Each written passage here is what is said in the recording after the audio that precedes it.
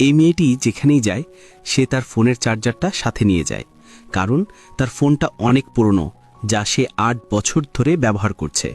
এখন মাত্র ৫ মিনিটে চার্জ শেষ হয়ে যায়। এটা দেখে তার বন্ধুরা রেগে যায়। তারা বারবার বলে নতুন ফোন কিনো, কিন্তু সে সবসময় একই উত্তর দেয়, অনেক দাম, আমি কিনতে পারবো না।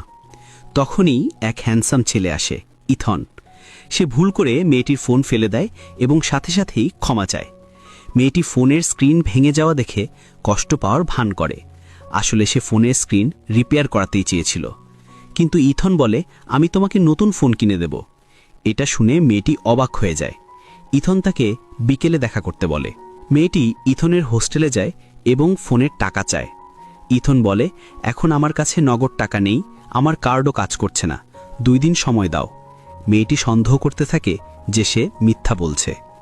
পরের দিন সে ইথনকে কাজ করতে নিয়ে যায়। দুজনে মিলে টাকা জমাবে একটা নতুন ফোন কেনার জন্য। কিন্তু ইথন সেরকম কাজে অভ্যস্ত ছিল না, তাই সে জিনিসপত্র ফেলে দিচ্ছিল এবং একই ভুল বারবার করছিল। সে বারবার ক্ষমা চাইছিল বা ক্ষমা পাওয়ার চেষ্টা করছিল। তারপরেও সে সঠিকভাবে কাজ করার চেষ্টা করছিল। সন্ধ্যার দিকে ইথনের মুখ ফ্যাকাশে হয়ে যায়। তার পেটে ব্যথায় এক জায়গায় দাঁড়িয়ে রইল। মেয়েটি মনে করল ইথনকে দিয়ে অনেক কাজ করিয়েছে, ইথন হয়তো আর নিতে পারছে না, তাই তার একটু খারাপ লাগলো। কিন্তু তার শক্ত মনের ভাব বজায় রেখে সে ইথনকে বিশ্রাম করতে দেয় না। ইথন বলে, আমি কি একটু ওয়াশরুমে যেতে পারি? কিন্তু মেয়েটি তাকে যেতে দেয় না। শিফট শেষ হলে ইথন পুরো টাকাটা দিয়ে বলে, আমি ট্যাক্সি নিয়ে চলে যাই। কিন্তু মেয়েটি টাকা বাঁচাতে বলে, আমরা বাস দিয়ে যাব। তারপর তারা সামনে একটু এগোতেই ইথন হঠাৎ পড়ে যায়। তাকে অ্যাম্বুলেন্সে করে নিয়ে যাওয়া হয়।